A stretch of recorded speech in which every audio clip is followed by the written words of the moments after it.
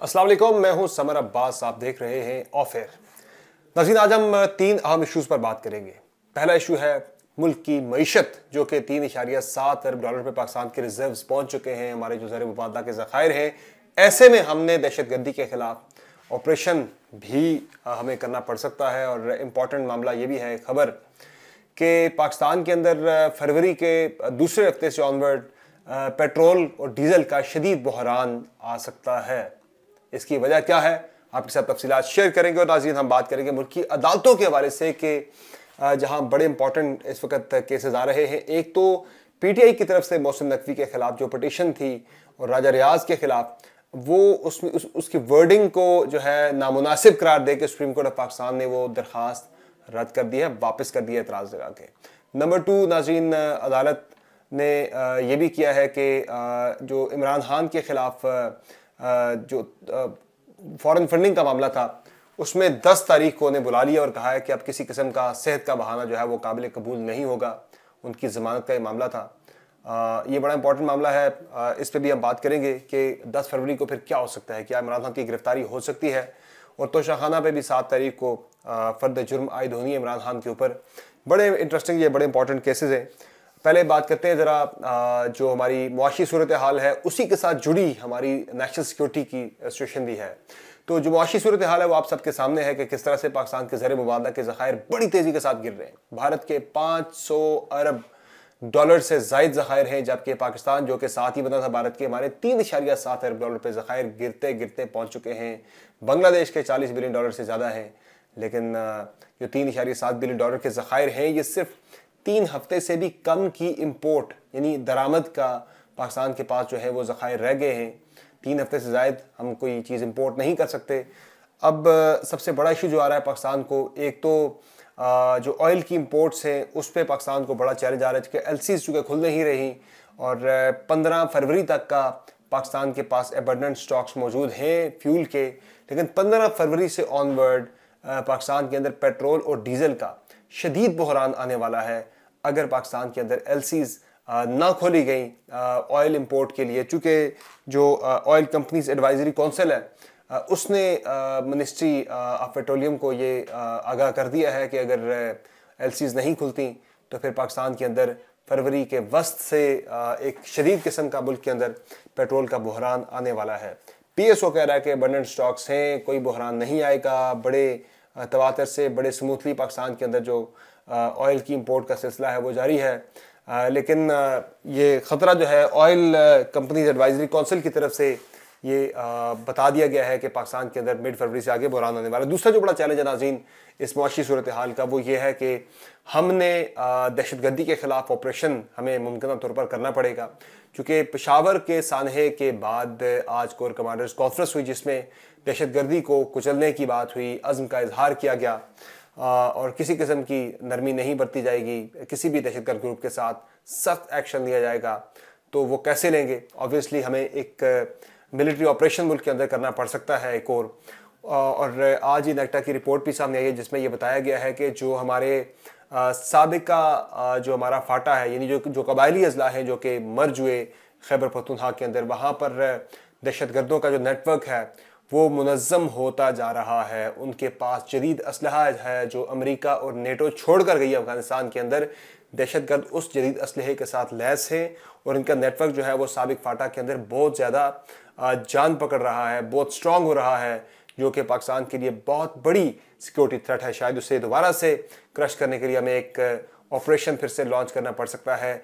आज core commanders conference में इस अज़्म का इजहार किया गया है। कल नेशनल सिक्योरिटी कमेटी का इजलास होगा जिसमें हतमी फैसला किया जाएगा कि दहशतगर्दों के खिलाफ ऑपरेशन करना है या नहीं करना, बड़े पैमाने पर काइनेटिक ऑपरेशन लॉन्च करना है या फिर इंटेलिजेंस बेस्ड ऑपरेशंस लॉन्च किए जाएंगे। लेकिन ये सारा मामला डिपेंड करता है आपकी मुआशी सूरत हाल के ऊपर। $3.7 अरब के ज़खायर के साथ आप क्या क्या मुल्क की ज़रूरियात पूरी करेंगे? आप लोगों का पेट भरेंगे या फिर उनकी सिक्योरिटी की जो नीड है जो कि उतनी ही ज़रूरी है वो पूरी करेंगे? ये बहुत बड़ा चैलेंज है। IMF का वफ़द पाकिस्तान के अंदर मौजूद है। वज़ारत ख़ज़ाना में मुज़ाकरात वगैरह शुरू हैं जिसमें जो इशू आ रहा है, जो गैप आ रहा है, IMF की तवक्कुआत और हमारी तरफ से जो हम गारंटीज़ दे रहे हैं वो 600 अरब के टैक्सेस का IMF कह रहा है कि आप 600 अरब रुपए के टैक्सेस लगाएं आवाम के ऊपर। 600 अरब के टैक्सेस अगर लग गए तो तनहादार मुझ समेत जितने भी हैं उन सब की यकीनी तौर पर चीखें निकल जानी है और होश उड़ जाने हमारे।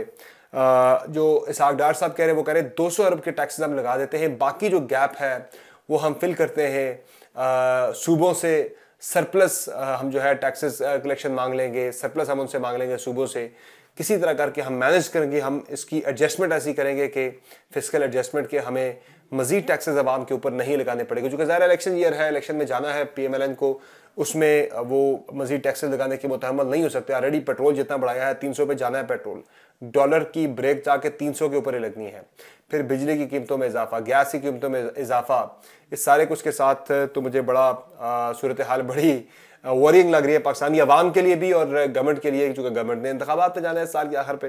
तो इन सारी चीज़ों को देखते हुए अब ऑपरेशन तो हमें करना पड़ेगा। चूँकि ये जो जिम्मेदारी है कबूल की है, जो TTP का ही एक्सपेरिमेंटल ग्रुप है, जो जमातुल अहरार है, उसने जिम्मेदारी कबूल की है पेशावर के हमले की। और जो करदम जमातुल अहरार का जो स्पोक्स पर्सन है उमर, उसने ये कहा है, उमर मुकरम ने अपना बयान दिया है कि उमर खालिद खुरासानी की जो पिछले साल उसको हलाक किया था, उसकी वजह से हमने उसका इंतकाम लिया है पाकिस्तान के अंदर ये हमला करके। करदम TTP कह रही है हमने नहीं किया, हम मसाजिद के अंदर नहीं करते अटैक्स, जबकि उनकी हिस्ट्री मौजूद है कि मसाजिद के अंदर उन्होंने अटैक्स किए। फिर जो अफ़गानिस्तान जो तहरीक तालिबान अफ़गानिस्तान है वो उसने कंडेम किया है इस वाक़े को। तो ये कुछ चीज़ें किसी और तरफ जाती हुई दिखाई दे रही हैं। ये कहीं डिसेप्शन तो नहीं है करदम TTP की तरफ से और अफ़गान तालिबान की तरफ से कि एक कह रहा हमारा ताल्लुक़ नहीं है मसाजिद के अंदर हमले करना हमारी पॉलिसी नहीं, हालांकि वो करते रहे हैं और दूसरे कंडेम कर रहे हैं। तो ये कोई मिली भगत दिखाई दे रही है। इस पे एक मैकेनिज़्म बनाने की बात हो रही है पाकिस्तान के अंदर कि अफगानिस्तान के साथ मिल के दहशतगर्दों के साथ निपटने का मैकेनिज़्म बनाया जाए। बहरहाल कल कौमी सलामती कमेटी के अंदर क्या इजलास होता है, तफसीलात इसके सामने आ जाएंगी। ऑपरेशन हो रहा है नहीं हो रहा, पैसे कहाँ से अरेंज करेंगे, साथ ही IMF का मिशन पाकिस्तान के अंदर बैठा है, वो चीज़ें भी हमने फाइनलाइज करनी है।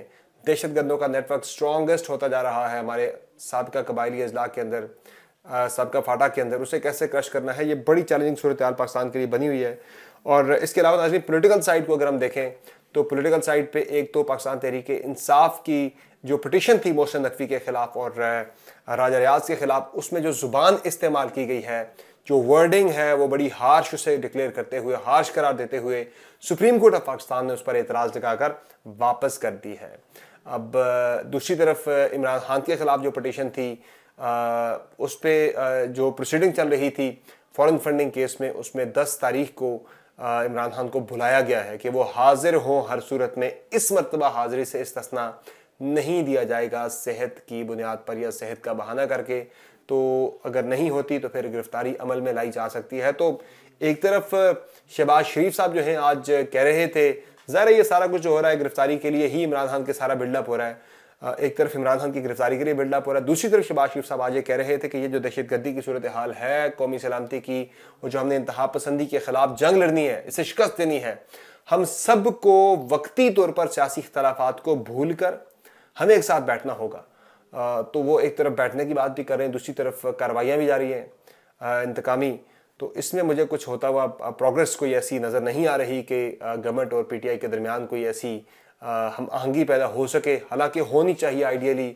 अगर हम ऑपरेशन शुरू करते हैं दहशतगर्दों के खिलाफ, उसके लिए भी आपको तमाम पॉलिटिकल पार्टीज़ की सपोर्ट चाहिए होगी, चूँकि एक पॉलिटिकल पार्टी भी अगर उसकी मुखालफत करती है तो वो सपोर्ट जो है इदारों को नहीं रहती जो उन्हें मिलनी चाहिए किसी भी किस्म के काइनेटिक ऑपरेशन के खिलाफ की सूरत में, जब वो मुल्क के अंदर कोई बड़ा ग्रैंड ऑपरेशन लॉन्च करें दहशतगर्दों के खिलाफ।